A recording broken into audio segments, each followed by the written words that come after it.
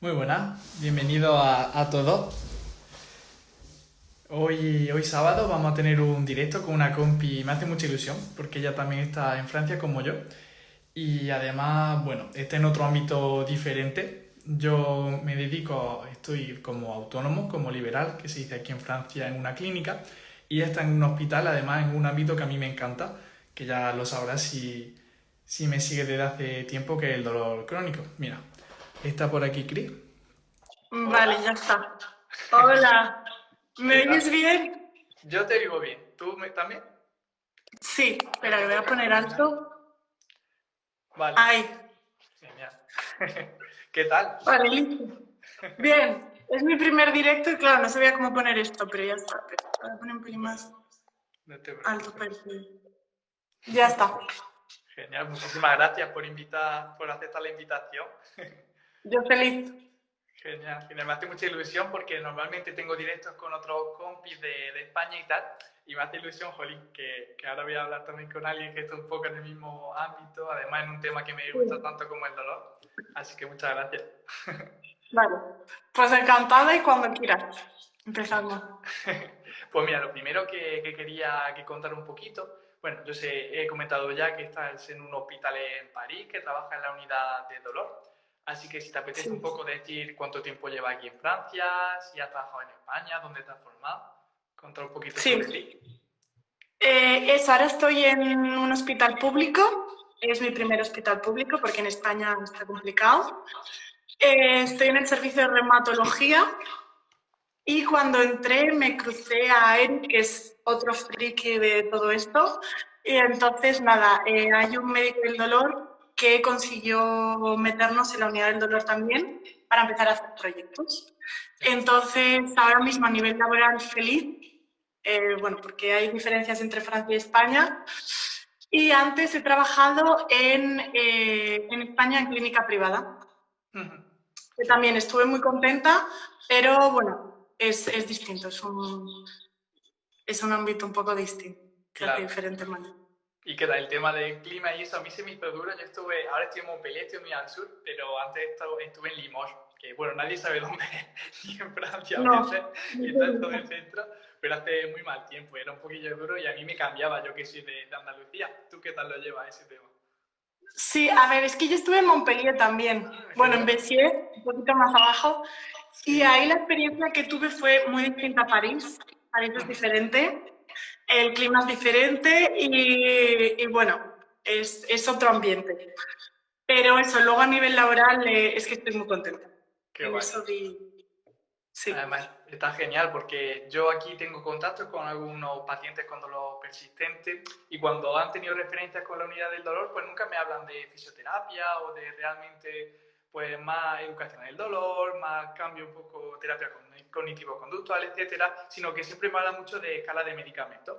Y cuando Sí. hablamos por Instagram y me comentabas que Jolín estaba allí, que en la unidad, que había fisio y tal, y que hacéis talleres, que ahora más tarde contará un poquito más, si te apetece, Ujú. pues me resultó súper interesante. Sí, es que yo estaba en mi burbuja, ¿eh? Porque yo llegué aquí y pensaba que en todos los hospitales funcionaba igual. Entonces digo, joder, llevan años luz. Y luego empecé a preguntar y tal, y no, me dijeron que es un poco una excepción. Al final es un hospital muy grande y sí que es verdad que he visto que apuestan mucho por la reeducación, por la Qué bueno. fisioterapia. Bueno, en Francia en general, pero aquí dentro de la unidad del dolor también. Pero no, o sea, no está generalizada, no. Ya. No tenemos en todos lados. De hecho, ya te preguntaré en privado porque me comentaste que había un fisio autónomo como yo que trabaja en una clínica externa, pero que había metido un poco cabeza. Así que ya te preguntaré porque a mí me interesa mucho también poder entrar en la unidad aquí del dolor en hora extra, aunque sea, porque es algo que Sí, me llena sí, sí, mucho sí. y me motiva. Se puede, se puede. Genial.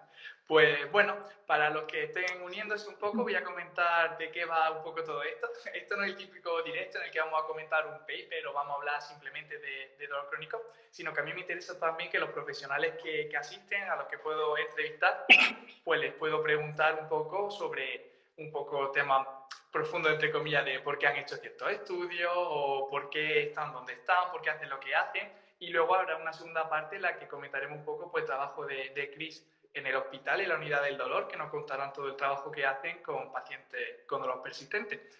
Así Vale. que, si te parece bien, empezamos y te quería preguntar un poco el por qué decidiste estudiar fisioterapia, que yo siempre que pregunto esto a compi, hay veces que surgen historias interesantes de por medio. Sí, porque además a mí me costó decidirme, en realidad no fue vocacional de que quería hacer fisio sí o sí, sino o sea, me da el viento por todos lados. Y es más, yo eché, o sea, sabía que quería trabajar con las personas, no me veía delante de un ordenador, pero no sabía cómo hacer la relación con ellas, ¿no? Entonces yo eché enfermería, fisio, eché psicología, pero es que también eché antropología, eché historia, incluso eché química, que me gustó tal. Pero no era eso, no era vocacional desde el principio. Es más, volví a repetir la selectividad para darme tiempo a elegir, porque no estaba segura de nada, y luego al final me dio por la fisio, que con el tiempo poco a poco me gustó y ya aquí me quedé. Qué guay, qué guay. Yo también tengo que decir que no tuve una historia ahí de súper como otras personas. Le tuve un accidente y la verdad es que me ayudó tanto que yo decidí, no, yo también estaba un poco perdido, pero dentro de la carrera Claro, ya me enamoré de la fisioterapia. De hecho, yo lo eso. típico que, bueno, era deportista, a mí me gustaba tal y quería hacer especialidad deportiva y luego ni mucho menos estoy en ello, sino que me dedico más a trauma, a dolor persistente, en fin, a ayudar a personas de a pie, que es lo que me llena. Así que, súper guay. Y con respecto a tu actividad ahora mismo, ¿te dedicas a algo más aparte de la fisioterapia y dentro de la fisioterapia algo más aparte de la parte puramente clínica de trato con los pacientes o estás específicamente en ello? Ahora mismo no. Primero como eso, como aterricé en Francia, tenía como que adaptarme con el idioma, un montón de historias. Entonces ahora mismo, nada, me dedico solo al hospital, me dedico a intentar poco a poco leer mucho para seguir formándome. No estoy en ninguna formación oficial de momento, sino libro que pesco, libro que leo. Y ya está, y intentando, bueno, ya llevo año y pico, pero adaptándome a Francia, disfrutando Francia y disfrutando el hospital.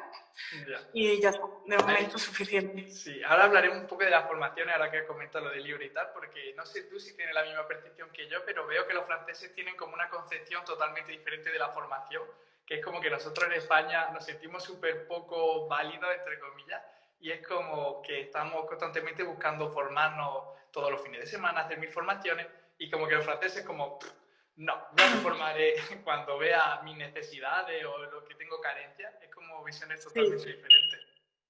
Sí, bueno, lo primero que al final, como la situación aquí es distinta, nosotros nos movemos en el ámbito privado en España, yo entiendo que intentemos buscar esa seguridad con todo tipo de formaciones y tal.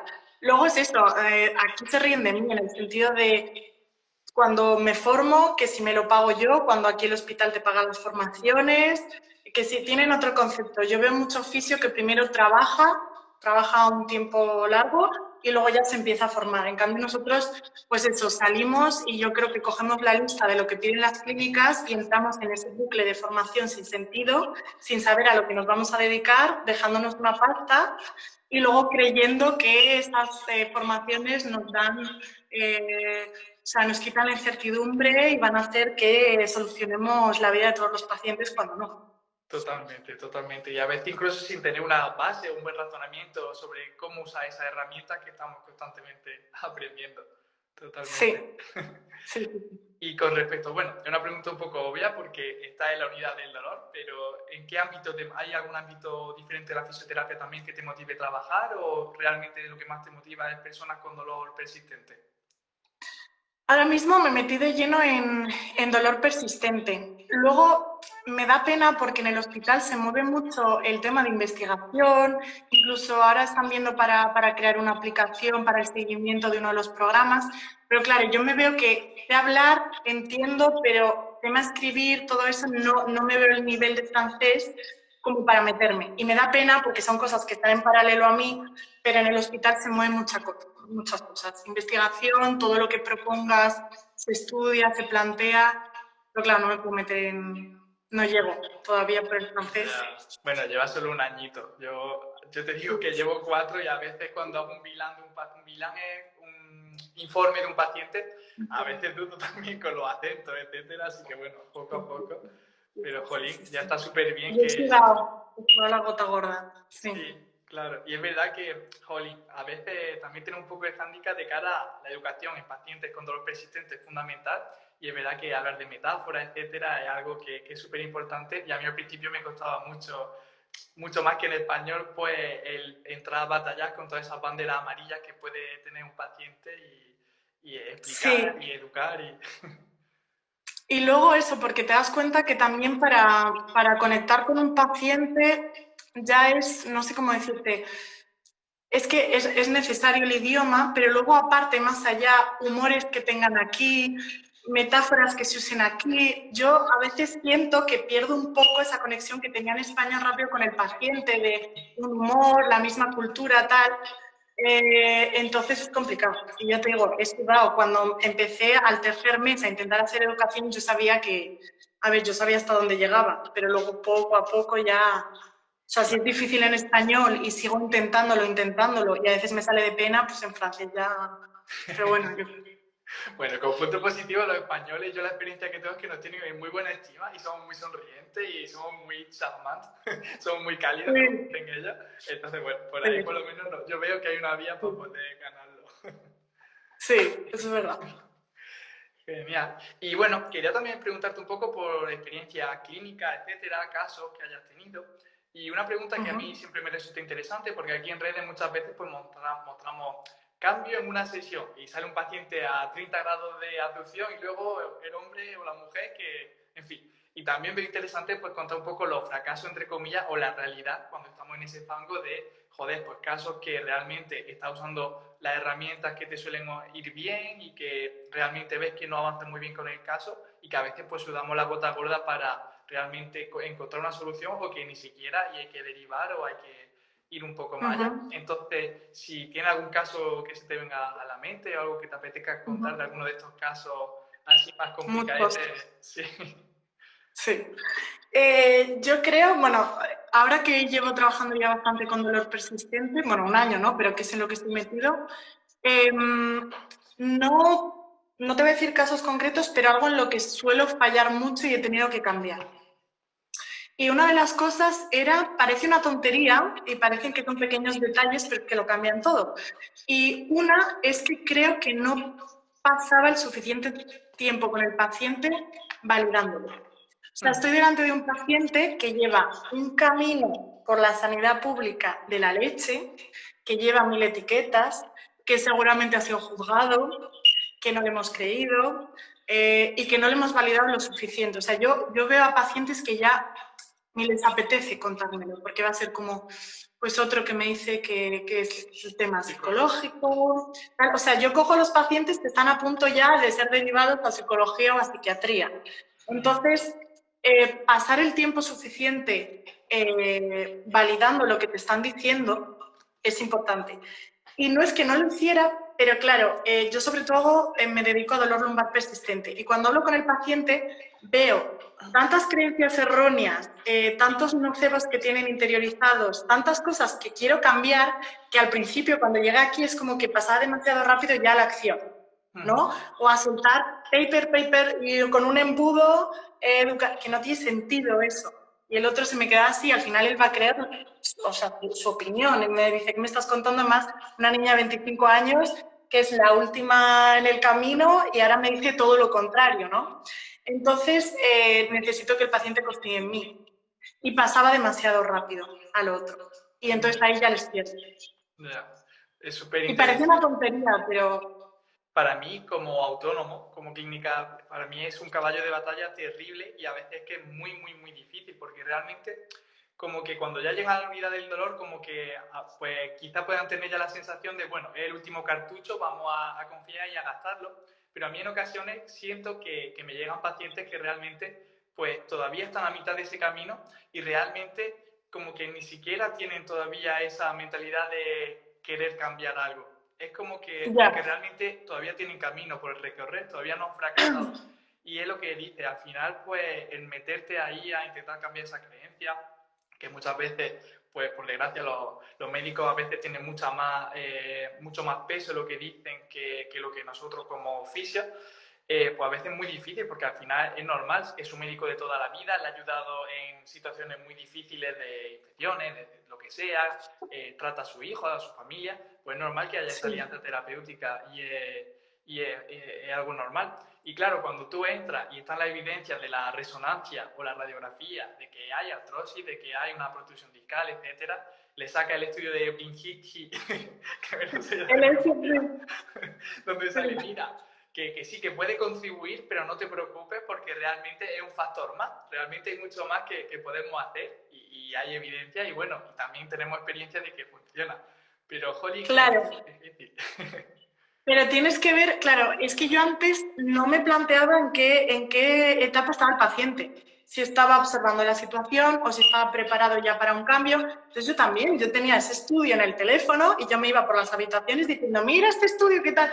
Y el otro dice como, ¿sabes? Sí, Entonces, sentarme más a hablar, que además aquí tenemos tiempo, o sea, en el hospital puedo estar el tiempo que yo quiera con el paciente, para luego que la puerta se abra sola, porque yo intentaba forzar esa puerta y esa total. información y no es hacer así con los estudios, es ver lo que necesita ese paciente y estas cosas siempre las leemos en los libros y tal, rehabilitación con el paciente en el medio, no sé qué, queda muy bonito, pero luego saber hacerlo y darle importancia a estos detalles, porque parece como, ¿cómo decirte? Como aspectos dulces de la rehabilitación, en plan, que no son tan técnicos como coger un ecógrafo y saber pinchar tal, pero es que van a depender, los pacientes van a depender de cómo haga esto.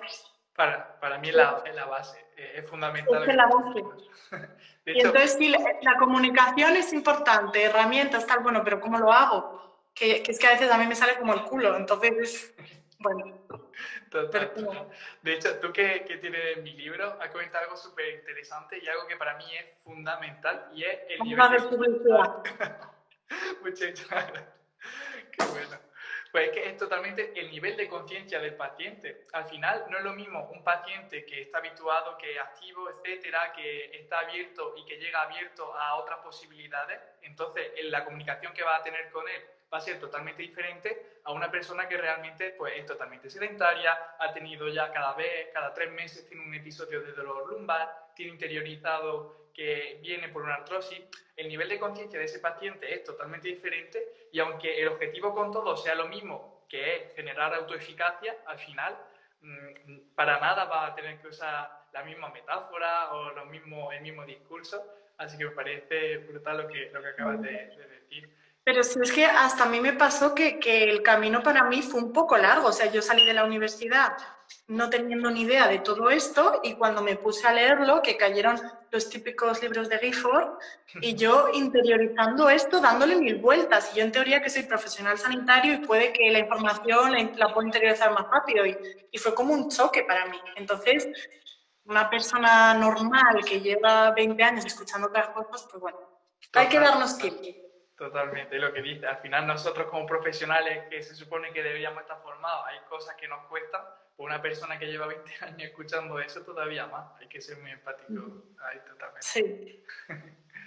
Genial, pues súper interesante lo que ha salido en esta pregunta. Y también, siguiendo con esto de la experiencia clínica, quería preguntarte pues alguna situación que te haya impactado mucho, porque yo pienso que tenemos una profesión muy bonita también y en la que tenemos oportunidad de agradecer mucho lo que tenemos, porque hay personas que realmente pasan por situaciones muy difíciles. Entonces, si hay algo que te gustaría contar sobre este tema. Pues mira, me impactó muchísimo un paciente que venía con un dolor lumbar desde hace años y ha sido el paciente que más he visto que tenía el tema de, bueno, un montón de nocebos, ¿no? Pero era un paciente que decía que conducía así, con el asiento hacia atrás, totalmente inclinado, para evitar la flexión anterior de tronco, que incluso para comer decía que se levantaba el plato, imagínate la vigilancia que estaba teniendo a sus movimientos, o sea, tenía el movimiento enjaulado, ¿no? En plan, estaba buscando como peligro por todos lados. Se ponía el plato de la sopa aquí para no hacer este gesto de acercarse para una flexión anterior de tronco. Brutal. Es que fue brutal. Y entonces ahí te das cuenta de el cacao y el lío que podemos hacer cuando un profesional sanitario en 5 minutos hace cualquier comentario de estos nocebo de cuidado con ir para adelante, cuidado con tal. O sea, es que lo hacemos en 5 minutos, causamos un impacto, porque me viene a la cabeza otra chica que también, bueno, dijo que los médicos, bueno, el profesional sanitario en general, le fue reduciendo el movimiento y entonces veía peligro por todos lados. Aparte le hicieron una resonancia, salió una pequeña hernia, pero que en teoría el médico decía que no era la causante del dolor que ella tenía. Y entonces le dio tanto miedo y estaba viendo lo de la silla de ruedas, no se lo dijo ni a su familia ni a sus hijos. En casa intentaba evitar los movimientos sin que nadie la viese. O sea, imagínate el nivel de ansiedad. Imagínate. Entonces yo he visto casos que simplemente con consejos sanitarios mal dados a pacientes muy o sea, muy encerrados en esa situación. Esos dos me chocaron. Los cambios conductuales al final que podemos provocar negativamente es una barbaridad. La verdad es que yo también he visto muchos casos así, o el típico, bueno, hace una semana, no sé si lo comenté en otro directo también, pero por si acaso lo vuelvo a comentar, lo hablaba con un compañero, el médico de referencia de una paciente había visto la imagen y había dicho realmente que es que si seguía así se iba a quedar en silla de ruedas, pero sin realmente, que esto es algo raro, porque ya como que este discurso yo pienso que se ha abandonado mucho y algo de, sí, yo creo que 30, 40 años, ya no se llega a este extremo, como muchos te dicen, bueno, tiene la espalda de un viejo, pero no llega a ese extremo de te va a quedar en silla de ruedas. Y jolín, el estrés que había supuesto a esa paciente, que me dijo mi compañero, que era él el que la seguía, que había llegado al día siguiente sin dormir por la noche, súper estresada, de me voy a quedar en silla de ruedas, tal cual. Y es como, jolín, lo mismo fue un comentario sin querer, o no sé la intención realmente que se puede buscar, la motivación de a lo mejor cambiar una conducta en la persona, no sé, pero realmente el estrés que podemos provocar sin darnos mucha cuenta y la conducta que puede arrastrar esa persona ya a lo largo de los años de vida que tenga, pues es algo bastante peligroso y hay que tener cuidado con todo eso. A ver, yo un balón hacia los profesionales sanitarios, no justifico para nada ese tipo de comentarios, ¿no? Pero es cierto que si un médico en atención primaria, no sé, tiene 10, 15 minutos para ver a un paciente, yo entiendo que cómo aplicas todo esto, ¿no? Bueno, lo primero, no dando estos discursos que dan miedo. Eso ya lo primero, con eso haces muchísimo, pero que yo también entiendo que yo ahora mismo estoy en un proyecto que los pacientes tienen 4 semanas, todos los días, tenemos tiempo, pero yo entiendo que explicar el tema de la contractura, ponerte y enrollarte es que igual no tienes tiempo. Bueno, yo que no lo justifico, pero... Sí, es muy curioso, me resulta súper interesante porque yo al final en el sistema sanitario, en el sector privado, tenemos muy poco tiempo también por pacientes, tenemos media hora solamente y me noto muy corto muchas veces de cara a entrar en profundidad en temas. Es verdad que la frecuencia puede ser mayor que la que hay en España, que a lo mejor es una vez cada semana, el paciente viene una hora y ya está. Aquí en general pues nos vemos un par de veces media hora, pero que bueno, al final yo jamás he hecho media hora. Intento educarlo en un programa terapéutico y darles autonomía para que aparte de la media hora que estemos juntos, pues ellos puedan hacer un poquito más, aunque esté sin estar yo tan pendiente, porque al final es que se queda bastante corto. Pero sí, es verdad que al final también el sistema en el que estamos pues tampoco fomenta en muchas ocasiones que podemos tratar con la profundidad que se merece ciertos temas. Es complicado, sí. Bueno, y pasando ya a un texto un poco más alegre, también, ya hemos visto cosas complicadas. Sí. Bueno, seguro que tienes mil anécdotas, como todos los que tratamos al final con tantas personas. No sé si tiene algún caso también un poco absurdo o gracioso o así divertido que se te pueda venir a la cabeza. No sé si aquí... A ver, en Francia sobre todo pues con el idioma. Con el idioma me han pasado dos cosas. Uno, que es verdad que aquí la gente es mucho más, ¿cómo decirte?, protocolaria, o bueno, hay más distancia entre las personas, ¿no? Y entonces yo creo que chocaba ya mi manera de traducir el español. Y Eric me decía muchas veces en plan, yo qué sé, le decía, pues pásame el boli, y me decía, tranquila, que sonas muy imperativa. Entonces con el paciente, claro, a veces los pacientes yo noto cuando digo, joder, no nos estamos entendiendo nada, o mi manera de abrir la puerta a las habitaciones, pues yo decía, salud y tal, pues pensando que era, y claro, me dice, no puedes entrar a una habitación haciendo tal.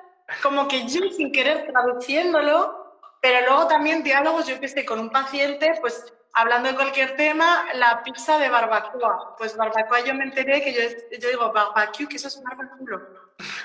La pizza de barbacoa. Entonces, bueno, pues esas situaciones que el paciente se me queda así, además, el paciente francés, que, bueno, pues que a veces es tal, o otro, me pasó en una habitación, era, bueno, estábamos hablando y bueno, estábamos en un momento así delicadillo que me estaba contando y estábamos de pie y yo de repente vi como que el hombre se hizo así y levantó los brazos y yo digo, quiero un abrazo. Y me fui a acercar a darle un abrazo y no quería ir a la persiana para abrirla, ¿sabes? Y me hizo una cobra así en plan, ¿qué cojones? Bueno, pues estas cosas que yo creo que el carácter español a veces es demasiado y queda muy mal, muchas veces ridículo. Muy ridículo. A ver, en tu defensa yo también tenía muchas cosas así. Yo llegó un momento con esto del tema del Q es cuello y Q es culo. Pero claro, U es algo que no está en nuestra tonalidad en el español. Y llegó un momento que al principio tenía tanto lío que dije, voy a decir cervical. No voy a decir Q o Q porque no sé ya ni lo que estoy diciendo. No. Entonces, ¿te duele la cervical o no? Sí, No, además yo para el acento o sea, yo quedo como muy cazurra en el acento. Igual en otros idiomas mejor, pero en el francés no. Y bueno, eso, yo veo las caras cuando veo que lo que me está entendiendo es absolutamente otra cosa. Pero bueno. Al final son anécdotas y yo creo que todos pasamos por ahí. Bueno, le da un poco de sal también a los pacientes de estar con otro profesional. Pues muy gracioso. Y bueno, quería ahora cambiar un poco con respecto a la experiencia que has podido tener en clínica, etcétera. Y también, pues justo lo comentábamos un poco al principio, el tema de formación, el tema formativo, pues es algo que también me interesa mucho saber de los profesionales porque eso, en España es como que la formación es pues todo lo que haya y más se hace. Y quería preguntarte un poquito a ti, pues si has tenido alguna muy buena experiencia con alguna formación o muy mala experiencia con alguna formación que te gustaría comentar, porque yo creo que todos podemos aprender de este tipo de situaciones y experiencias. Yo por suerte me salvé como, y salvé mi dinero también, de meterme rápidamente en el círculo de, porque claro, yo salgo agobiada, ¿qué piden? Pilates, hago pilates, ¿qué piden? Solo me metí en 2 formaciones grandes, en las que como tal no me arrepiento, porque no. El único problema muchas veces es con qué cabeza, o sea, cómo te arman la cabeza cuando sales de la formación. Y es el tema de que parece que esa formación te va a solucionar todo. Es lo único. O sea, es el discurso. Si formaciones, bueno, no todas, ¿no? Pero las que tienen evidencia en sí, para mí nada sobra. Pero hay que ver luego cómo lo encajamos. Y formaciones que te den mucha seguridad y que parezca todo así muy increíble y tal y cual, bueno, pues cuidado. Y entonces yo, eso, luego frené porque ya me fui a Francia y ahora me estoy con libros. He hecho alguna formación online de, ¿cómo se llama? Es que no me sé nombres. Aurora Jiménez, creo. Sí, Me gustó mucho. En Dolor Persistente con Raúl Ferrer. Me he hecho con Arturo. Me he hecho con Alejandro Luque, creo que se llama. Y luego libros que voy cogiendo. Súper interesante. Pero Yo opino como tú. Al final, a mí me gusta ver como las cosas, como que existe una realidad que va a ser muy difícil que lleguemos a conocer en su totalidad y como que cada formación o cada método que surge es como una parte de ella. Y entonces a mí me resulta muy peligroso el que haya métodos o temas de formación que te digan, sí, estos son mis modelos, esto es la realidad y tú con esto ya puedes solucionar todo, porque al final alguien que crea que su pequeña parcela de realidad es la totalidad de la realidad es problemático, porque al final de por sí va a haber muchas cosas, muchos casos que no pueda resolver y además el discurso en ocasiones que se pueda dar a los pacientes pues es como muy, ¿cómo decir? Demasiado, vamos, muy... desde que estoy en Francia pierdo mis palabras. pasa. Es que va demasiado al grano, que realmente no deja una pequeña puerta a la duda. Entonces, como que, en fin, ya me vendrá la palabra dentro de 10 minutos. No, pero es verdad que las formaciones, sobre todo, que tienen como una ley, como si estuviese grabado en piedra, esas ya hay que saltar la alarma, y entonces se preocupan más de seguir demostrando que esa ley es verdad o que sobre lo que se mueve es verdad, que lo que en teoría deberíamos hacer, ¿no? Es como, porque obviamente, a ver, todos intentamos afirmar nuestras creencias. Si yo soy de izquierdas o de derechas, yo voy a leer un periódico o el otro. Y eso es inherente a nosotros y buscamos como confirmar. Pero en teoría lo bonito sería decir, vale, yo tengo ahora esta información, ¿qué otra información me puede joder? En el sentido Claro, de, me puede derribar lo que yo pienso. Eso sería en realidad lo bonito. claro, Y que haya apertura.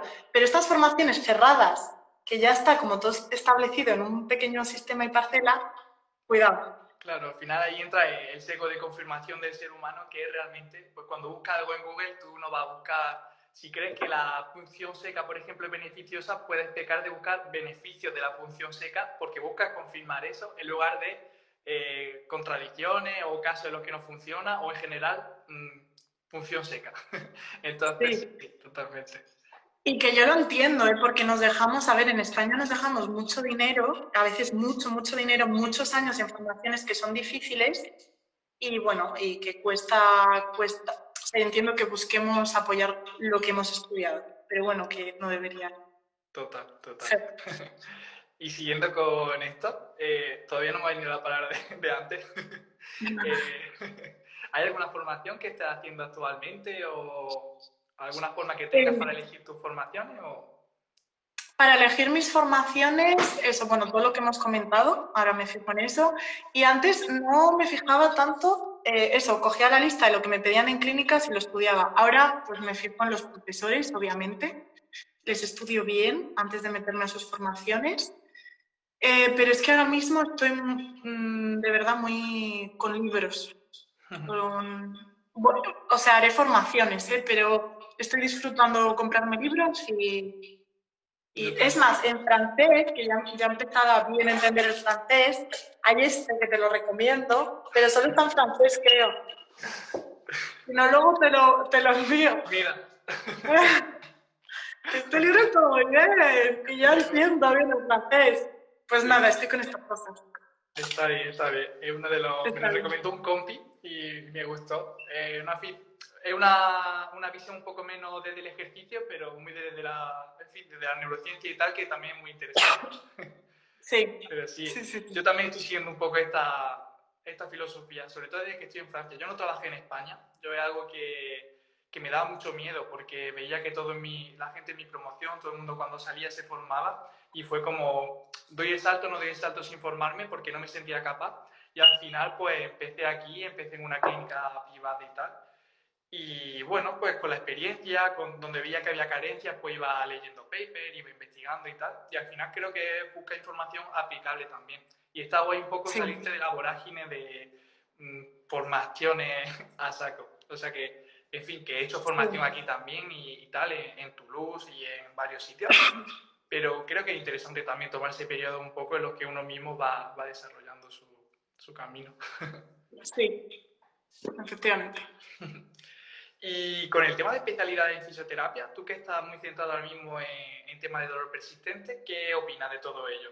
¿Ves que es interesante buscar la especialización o crees que es mejor ser un poco más genérico?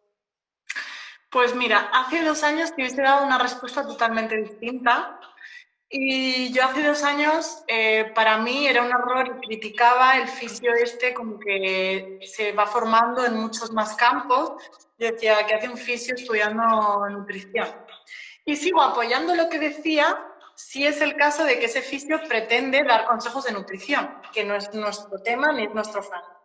Pero a día de hoy sí que veo que al final, bueno, eso, como también vas contando en el libro, la salud es compleja, somos sistemas complejos, entonces si yo cojo solo una parcela de esto, un médico especialista está muy bien porque va a profundizar en muchos temas, pero creo que nos podemos perder muchas cosas. Entonces yo digo de leer sobre más cosas para luego traerlas a tu área, pero no para yo meter la mano en psicología o nutrición, ¿no? Pero como para abrirme un poco la mira de distintos factores. Y yo antes no, yo antes decía lo tuyo y si eres de, yo qué sé, de lesión disciotibial y tal, solo eso y pues no, ahora ya he cambiado. Sí, yo opino mucho como tú también. Al final, si quieres derivar a un nutricionista, pues tendrás que saber un poco cuándo. Y para ello, pues tienes que hacer un poquito de nutrición y qué puede estar pasando al paciente. Pero sí, antes también pensaba mucho de cada uno, cada uno Yo lo criticaba, sí, a sí. su área y ya está. Y no pienso que al final pues, puede ser interesante, pues de cara justamente a ese trabajo multidisciplinar, totalmente. Claro. Vale. Y quería entrar también en un tema que es un poco tabú en España, etcétera, que es el tema económico. Y a mí me resulta interesante, porque al final, no sé, yo soy para esas cosas muy abierto, aunque a mi madre no le gusta. Mi madre dice que no hay que hablar de dinero, etcétera. Pero bueno, a mí me resulta interesante. Creo que al final, pues por suerte o por desgracia, nos regimos por eso. Y es un poco también el valor que se le da a nuestro trabajo. Y bueno, quería que desde tu perspectiva también en el sistema público, ahora daré yo también la mía, si te parece, del sistema privado, pues hablar un poco del Sí. tema de cuánto debería costar una sesión. Tú además veo que tienes mucho tiempo con los pacientes y no solo media hora como yo. Entonces no sé si tiene una opinión formada en torno al tema de precio de sesión, etcétera. Sí, a ver, decir un precio para generalizar no se puede. Lo que sí que estoy a favor cada vez más es, no le veo sentido muchas veces en vender sesiones sueltas, sino crear programas. Que no estos bonos de vengo cuando me da tal, no, un programa de decir, si al final decides quedarte conmigo porque te apetece intentarlo, crear un programa en el que vamos a ver cada cuánto vas a venir o vamos a ver cómo lo organizamos y vender programas y no sesiones. Porque pierde un poco el sentido y porque además, o sea, yo entiendo que al final en España es como que en un par de sesiones de 60 minutos tenemos que conseguir que el dolor disminuya rápidamente, que tal, que cual. Entonces, caemos igual en técnicas que no elegiríamos si tuviésemos ese tiempo, si tuviésemos un programa grande en el que explicar educación, en el que tal. Y entonces, pues eso, tendemos a hacer técnicas que igual incluso no nos sentimos a gusto. Entonces, darnos tiempo y que la salud no es de hoy a mañana y que un dolor de 10 años es que no pretendas que se vaya en 2 sesiones.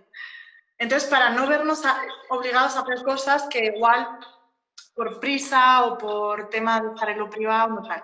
Y eso es lo bonito del hospital, que uno, el paciente en general, bueno, me encanta porque viene con el chándal metido en una bolsa, eso es lo primero que de Francia me encanta.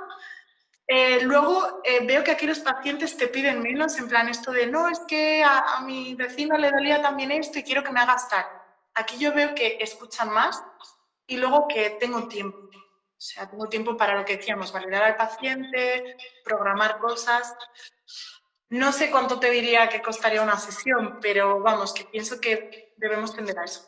Totalmente. A mí también me parece que el modelo un poco de sesión individual es erróneo, sobre todo con un caso tan complejo en el que, pues lo que dice, cómo va a cambiar en X sesiones una conducta de 10 años. Realmente, pues al final, para provocar cambios que impacten realmente la vida de esa persona, necesita un programa. Entonces, quizá, sí, la visión que tenemos, el modelo de negocio que tenemos, sobre todo en el sector privado, pues como que no es el más eficiente para los pacientes, al fin y al cabo. No. Totalmente. Y siguiendo con el tema económico, yo los compis que tengo me parece también súper, vamos, que son todos súper inquietos, que hay gente que se mete a inversiones o que se mete a formaciones o que se mete a X cosas. ¿Tú tienes alguna fuente de ingreso extra aparte de tu salario como fisio en el hospital o ahora mismo estás en Francia, acaba de llegar también, imagino? ¿Cómo es toda esa parte? A ver, yo creo que a todo fisio esto nos inquieta, entonces Francia me ha dado un poco calma mental en ese sentido, porque aquí podemos tener una buena calidad de vida trabajando de fisio. Pero como quiero volver a España, tengo ahí esta alarma de decir, bueno, pues entonces sí que veo inteligente tener diferentes fuentes. Ahora, yo esto de ahora la criptomoneda, el Bitcoin, no sé qué, sin tener ni puta idea, ponernos a invertir en cosas tan volátiles que no entendemos, que además hay gente que igual trabaja 10 horas, luego tiene que estudiar una formación de fisio y luego te vas a poner a entender. Entonces, bueno, no me pondré a invertir así por así. Si invierto el día de mañana en algo, sería estudiándolo bien. pero sí que veo, o sea, no tengo ninguna otra fuente de ingresos, pero sí que veo que es inteligente, no depender solo porque todo esto cambia mucho. Cuantas más fuentes tengas, más tranquilidad, sobre todo para la tranquilidad mental, no para hacernos de oro, pero como tranquilidad mental, poder trabajar como quieres. Y bueno, eso, yo ahora estoy intentando ahorrar lo máximo posible aquí, porque en España se hace muy difícil y si tienes que pagar un alquiler y tal es muy complicado, pero no sé cómo lo haré. Todavía no estoy invirtiendo en nada ni haciendo nada. Lo voy guardando y ya veremos. Súper interesante. Como dice Irene, todos queremos ver a España por la tortilla. Efectivamente, hay que Totalmente. volver poco a poco. Hay que Pues sí, volver. a mí me resulta algo muy curioso y yo sí me gusta mucho también el tema de inversión. De hecho, a veces estoy súper poco activo en redes y tal porque también estoy con otras cosas. Y por dar un poco una visión, también he conocido a muchos ingenieros que están en Alemania, están en Inglaterra, incluso en Francia y eso. Y la solución suele ser invertir en ladrillo. Pillar 3 o 4 pisos es lo que hacen. Están 5 o 10 años, compran 3 o 4 pisos porque además no podemos tener fácilmente financiación en España, que ya me está también informando al tener salario fuera y ser residente fiscal fuera. Y al final con 3 o 4 rentas es como que te permite tener la calidad que tiene en otro país y aparte disfrutar de tu trabajo que puede ser más o menos precario, pero que por lo menos Sí. puedan mantener ese nivel de vida. Yo si tenía algo en la cabeza a largo plazo y si, bueno, al final te acabas quedando más años en Francia, esto es el tema de los pisos. Pero porque las otras cosas, de verdad, yo he intentado informarme y yo me pierdo en los conceptos. Entonces me parece interesante, pero ponerme a invertir en criptomonedas, no. Es otro trabajo aparte, yo creo. Claro, no. Entonces, sí que conozco a fisios que han vuelto a España después de 10 años, se compran un piso que alquilan y luego sí, sí que lo he visto. Hay mucha gente que está aquí con ese objetivo. Sí, sí, total. Y bueno, antes de pasar al segundo bloque y a hablar, que me encantaría que comente un poco también cómo trabajas en el hospital y eso, la pregunta de si te ves trabajando como fisio clínica hasta tu jubilación, o si te ves dando clases o cambiando de profesión, ¿cómo ves esa parte? Mira, pues sinceramente, si yo no tengo una crisis existencial con este tema, es por eso, porque yo quiero dedicarme a la fisio. Pero quiero también ser realista y en España porque pues hay mucha gente que se quema y yo conozco a fisios buenos que se forman, que les encanta esto, que se queman. Entonces, bueno, sin tampoco ser pesimista, pero sí que seguir conectada con la realidad de España. Entonces, porque me guste la profesión, ojalá la profesión nunca me eche. Y me voy a buscar las castañas para que no me eche, porque sí que me quiero dedicar a esto. Pero claro, soy consciente que la situación francesa no es la española. Entonces, por mí, fisio, pues hasta siempre. Pero bueno, nunca, yo qué sé, igual en 10 años te digo otra cosa, no sé. Bueno, Pero súper por bien. gustar, sí. Genial.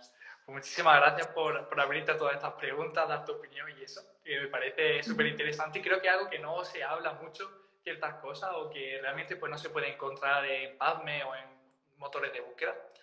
Y bueno, ahora quería ya que nos contara un poquito pues cómo trabajáis en el hospital. Imagino que tenéis pues un cadre, ciertos médicos que dirigen quizá un poco el equipo. ¿Cómo tenéis esa parte montada en el hospital?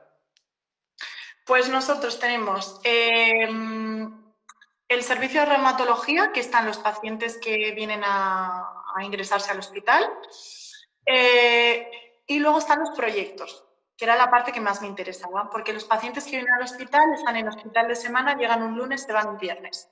Entonces ahí el trabajo que puedo hacer no me da tiempo. Pero de la otra manera, en el proyecto están durante 4 semanas, vienen de lunes a viernes. Y entonces es un proyecto en el que hay 2 médicos, uno es médico del dolor y otra reumatóloga. Tenemos CAFID, que es una cosa que me encanta, que aquí hay CAFID en el hospital.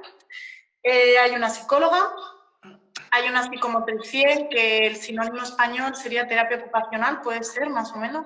Sí. Algo así. Y luego estamos 2 fisios. Entonces, cuando vienen los pacientes a hospital de semana, los que ya se ha intentado de todo, pues bueno, infiltración, vemos que no va, dolor persistente desde hace ya muchos años. Bueno, pues el médico decide si pueden entrar a este programa. Y nada, cada uno damos varios talleres, que sería como muy largo de explicar, pero así rápidamente. Sobre todo al final nuestro objetivo es desfragilizar al paciente. Y como el paciente que solemos ver, o sea, en ese programa es dolor lumbar persistente, son pacientes que tienen mucha kinesiofobia, que tienen mucho nocebo metido y que, bueno, hacemos bastantes dinámicas en el movimiento, pero grupales. Siempre es en grupo, máximo 6 pacientes. Entonces, bueno, es bonito porque yo lo tengo fácil, estoy situada en buena posición porque detrás mío empiezan 2 médicos a hacer educación en dolor, ¿no? Y aunque hay muchas cosas a día de hoy que no sabemos del dolor, sí que podemos explicar otras cuantas. Y entonces intentamos romper la linealidad que está entre A y B de que, como todo ser humano normal, pensamos que si tenemos dolor, tenemos una bomba de relojería en la espalda. Y eso es normal. Entonces, bueno, empiezan a sacar el estudio este de Babinski, como no sé cómo se llama. Es que no sé cómo se llama. Sí, es horrible de pronunciar, no te preocupes. Sí. Entonces, el primer taller que se da es hablar de todas estas cosas. ¿Qué es un falso movimiento? O sea, típico, es que has hecho un falso movimiento. Entonces, ¿qué es un verdadero movimiento? ¿Qué es un movimiento bueno o qué es un movimiento malo? ¿Qué es una buena postura y qué es una mala postura? Degeneración, esto que podemos tener en la espalda sin que lo sepamos y sin que nos haga daño, como si fuese las canas del pelo. Entonces ya debas empezar a meter todo esto al paciente, diciéndole un médico que tiene más peso, ya quita historia, ¿vale? Y ya los pacientes empieza a abrirse una medio puerta a ir empezando a moverse en varias dinámicas que tenemos. Luego viene el médico del dolor ya a hablar del dolor más puro y duro, ¿no? Y entonces eso, que no siempre que duele hay una lesión y empieza a decir varios ejemplos. Aquí hay veces que, o sea, es complicado porque hay gente que se cabrea, hay gente que no lo entiende, hay gente que entonces dice esto de, me estás diciendo que el dolor es psicológico, entonces sabemos que lo hemos explicado mal. Entonces nos metemos en este berenjenal, ¿no? Para plantar una semilla de bueno, al menos que el paciente curiosee y que si es verdad que siempre que igual puede doler una espalda desde hace 10 años, es que ahí hay algo, en el sentido de una lesión, ¿sabes? Entonces, luego pasamos Eric y yo con dinámicas grupales. Tenemos un taller que es variabilidad motriz. Entonces, cogemos ejercicios de pilates y los destrozamos, ¿no? Entonces, los pacientes ellos mismos lo crean. Que el Superman, el no sé qué, lo otro, entonces les vende, ¿no? Pero hay que, ¿cómo se dice? Hay que activar el abdomen, hay que tal, ellos se mueven como Robocop, se sigue explicando siempre porque exponer al movimiento o hacer ejercicio sin interiorizar conceptos que estamos explicando antes y durante las clases no tiene sentido. O sea, el puro ejercicio por ejercicio, cuando el paciente tiene miedo a moverse, no tiene sentido. Entonces, bueno, lo hacemos siempre como un juego. Cogemos una silla que inventen ejercicios, con un fitball, con un tal. Lo intentamos hacer mucho que salga toda la respuesta del paciente, que no sea muy imperativo. Qué guay. Luego es que, bueno, hay 1000 talleres más. Tenemos talleres de un poco de conciencia corporal en el sentido de, pues, yo que sé, a la madre que tiene un bebé y no le puede coger, le calzamos aquí un peso y simplemente que se observe. Este tiene un patrón motor protector, o sea, está rígida, está como en modo alarma, está cómoda llevando ese peso. Porque muchas veces tú explicas la teoría, sí, sistema de alarma, tal, o metáforas, pero en realidad lo están diciendo como palabras vacías, que es normal, porque no lo están interiorizando lógico. Entonces, es demasiado abstracto. Entonces, a veces dicen, sí, lo he entendido, y luego les ves en movimiento y, bueno, ahí seguimos jugando. Y es bonito porque cada grupo es totalmente distinto. Qué guay, interesante. Hay 1000 talleres más, sería muy largo, pero bueno, se basa en educación y movimiento, pero no tanto en el sentido de ejercicio paramuscular, que ya sabemos que el dolor es más complejo y que hay deportistas de élite que tienen un dolor crónico en la espalda y están pocos. Entonces, bueno, es un poco con esta otra perspectiva. Hay 1000 talleres, pero qué interesante. ¿Y la parte de reclutamiento son los médicos de cabecera, de referencia, los que envían al centro de dolor? ¿O pasan por el hospital directamente y ya lo incluye en el programa? Hay varias fuentes. Si yo estoy en planta y veo un paciente que pienso que puede entrar en el EGAE, que se llama, llamo al médico, llamo a CAFID y lo vemos como un poco entre todos. Pero pueden venir de distintas fuentes. Los que pensemos luego se ven, suelen ser pacientes que tienen 1000 pruebas de imagen, se descarta patología grave, se descarta que el tejido pueda explicar ese dolor que está invalidando tanto desde hace años y ya entran al programa. Qué bueno, qué interesante. Pues súper interesante, gracias por comentar todo esto. La verdad es que pienso que hace muchísima falta y realmente, pues sí, es una figura importante, en fin, todo el equipo multidisciplinar al final en un área del hospital dedicado a todo eso y que no sea tanto escalar a los pacientes en medicamentos, en drogas, sino que realmente pues tengan toda esa parte de educación y experiencial es brutal, la verdad. También tengo que decir que eso me empecé a dar cuenta con el tiempo, que muchas veces pasa cuando nos empezamos a leer sobre dolor persistente, y a mí me pasó, esto de, o sea, es fácil entender, la frase está rápida de dolor no es igual a daño, y empezamos a entender la educación, pero empezamos la casa como por el tejado, ¿no? Y luego hay que ir también a lo micro, a entender bien la neurofisiología. Hay 1000 cosas que yo todavía no sabré, que me sigo informando. Hay cosas que no están claras, como todo el tema de para que haya dolor tiene que haber nocicepción siempre, no. O cuando empiezas en todo esto y escuchas a algún médico lo de sensibilización central como si fuese una etiqueta diagnóstica, cuando no tiene nada que ver. Entonces, o sea, hay que tener cuidado porque se puede entender rápido todo el asunto y querer hacer educación, pero luego yo soy consciente que hay 1000 cosas que no entendía. Total. Y hay que tener cuidado. Lo bueno que cuando ya me llega a mí el paciente está bien filtrado, o sea, porque son pacientes que llevan años haciéndose, se ha descartado bien patología grave, se ha descartado bien todo, pero que si no podemos tender muy rápido a, ¿sabes? Venga, ahora no te igual al daño, ¿no? Y bueno, a ver, ¿entiendes tú lo de la sensibilización central? Porque hay 1000 teorías, que se entiende, que tal, no siempre se da en un dolor crónico, o sea, que todo es más complejo, claro, y que hay que...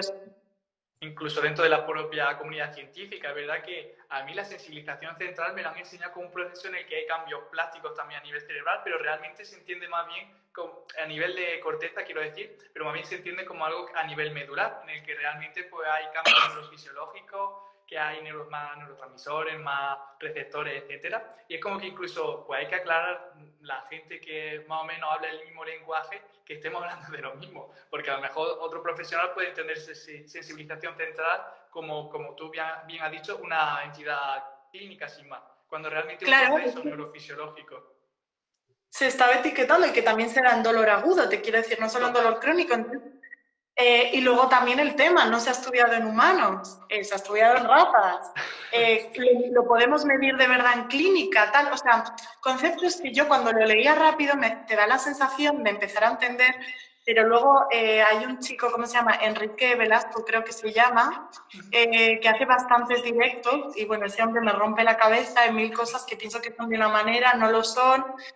Bueno, que es más difícil, pero que aún así se puede hacer educación en el dolor, aunque tengamos 1000 cosas que todavía no hay respuesta, pero simplemente cultivar esa semilla al paciente de que puede doler y que es una percepción que está influenciada por muchas cosas y eso. Pero bueno, que hay 1000 cosas sin responder.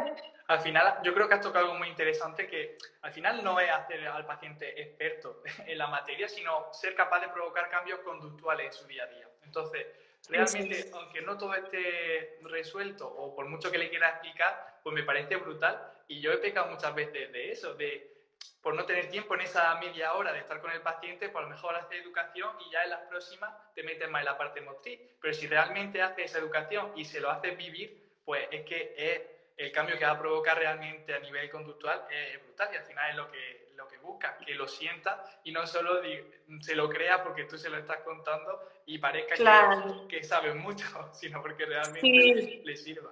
Yo eso cambié, ya te digo, cambié mucho. Al principio le daba el pico todo el rato y luego te das cuenta que no, que al final para que una persona empiece a convencerse de todo esto es mediante la experiencia.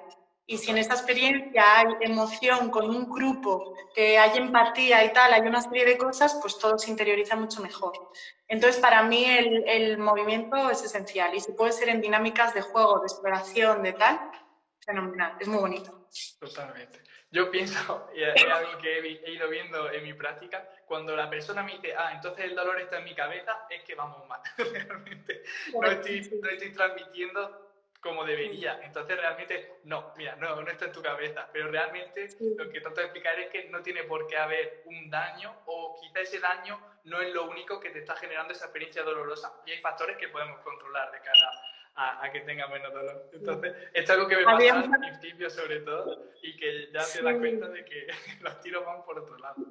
Y en grupo es bonito porque les ves hablar y te das cuenta si la información está pasando o no. Había un paciente que a mí me decía, no, entonces yo tengo 4 dolores, 2 son psicológicos y 2 son físicos. Entonces dices, hostia, ¿qué coño de información estoy pasando, sabes?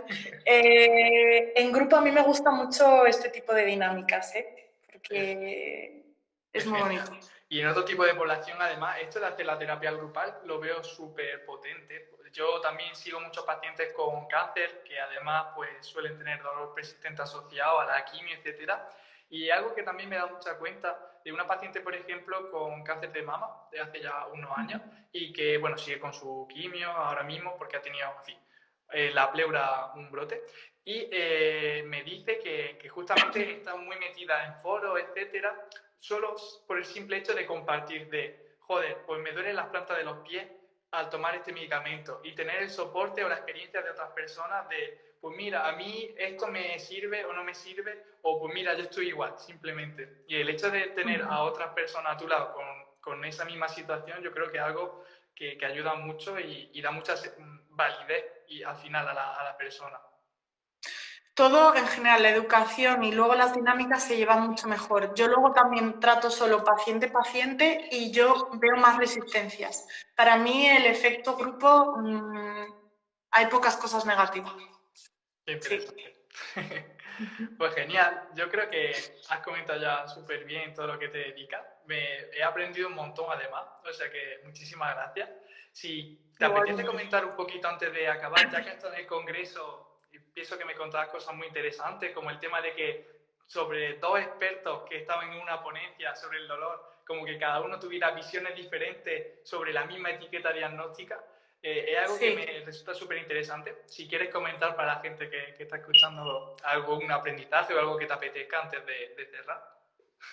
Sí, eso al final en todo esto ves a referentes del dolor que pueden tener opiniones distintas. Entonces, lo que siempre hablamos, que la salud es compleja y cada uno puede ir sacando sus conclusiones. Entonces, en este sentido, era una ponente que trataba más del tema de la migraña desde el ejercicio, ¿no?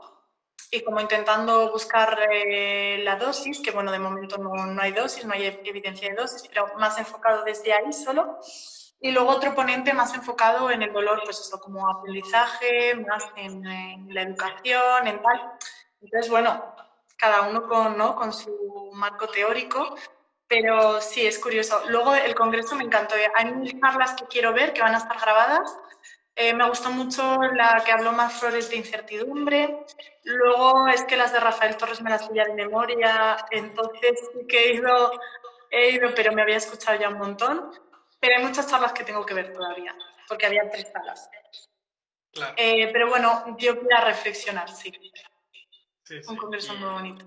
Y lo que has contado al final es súper interesante. Los dos profesionales tienen marcos teóricos y abordaje diferentes, pero ambos ayudan a las personas con migraña. O sea que es algo interesante al final, que bueno, que pueda haber esas diferentes formas de verlo y ambos pueden tratar quizás porque sea un perfil de paciente diferente o porque el abordaje al final es diferente, pero bueno, que es muy interesante. Efectivamente, a mí el congreso me gustó, sí. Y ya para cerrar, un par de preguntas últimas, si te apetece dar algún libro, alguna publicación o algo que te haya hecho un poco un clic de, jolín, pues mira, leí esto o aprendí esto o me empecé a formar sobre esto y como que mi visión y mi práctica cambió. No sé si tiene algún... Pues sobre todo eso, libros los de Luis Guifort, luego he ido leyendo varias cosas, pero sí que hubo, bueno, nunca me sé ni artículos, ni, o sea, los nombres ni los autores, pero creo que se llamaba Incertidumbre en la práctica clínica, algo así, que lo leí ya hace 2 años, eso, cuando estás como frustrada, en el sentido de que buscas seguridad por todos lados. Y es un artículo que te habla de eso, que al final, como decía, la medicina es la ciencia de la incertidumbre y el arte de la probabilidad. Y que al final, en su naturaleza, siempre vamos a encontrar incertidumbre. Cuanto más conocimiento haya, la incertidumbre también puede crecer. Y que el problema es cuando la cultura en la sociedad busca que el profesional sanitario te dé respuestas rotundas y cerradas.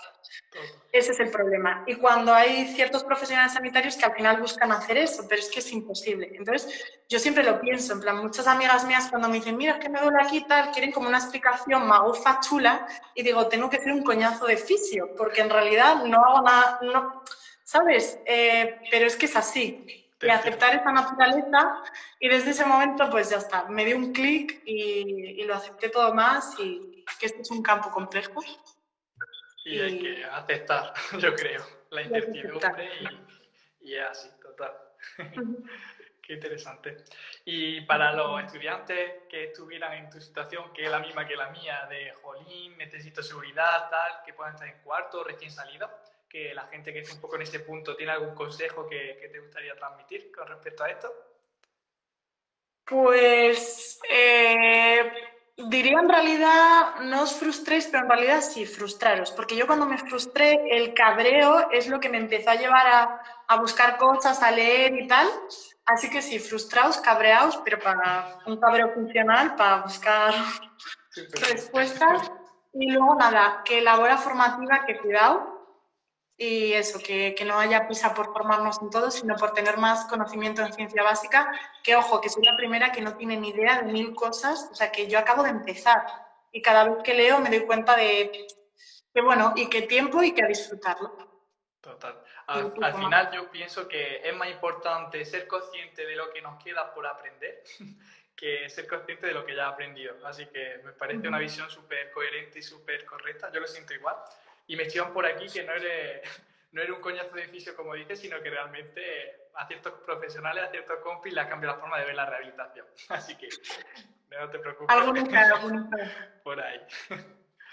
Pues, Cris, muchísimas gracias por aceptar la entrevista, por todo lo que has aportado, que me he sentido súper cómodo y y he aprendido mucho, sobre todo. Vale, que, no yo sé, encantada.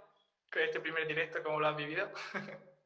Bien, yo estaba diciendo, qué raro salir aquí, en plan, yo qué voy a decir, si hay 1000 cosas que no, esto es raro, que se quede por aquí, pero nada, muy bien, cómoda. Pues muchísimas gracias por aceptar. Y nada, seguimos en contacto, gracias a todos los que nos han escuchado también. Y nada, cualquier cosita, pues seguimos en contacto por redes. Vale, muchas gracias. Gracias a ti. Un abrazo. Venga, adiós. Adiós.